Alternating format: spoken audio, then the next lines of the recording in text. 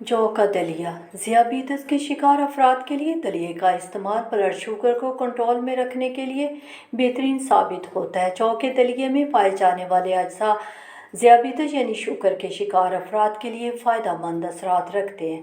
ये दलिया दिल की सेहत को भी बेहतर बनाता है। रोज़मर्रा की खुराक में मौजूद ग्लूकोज के जिस्म में जज़ब होने की रफ्तार को भी सुस्त कर देता है। ताहम चीनी डालने से गुरेज करना बेहतर होता है।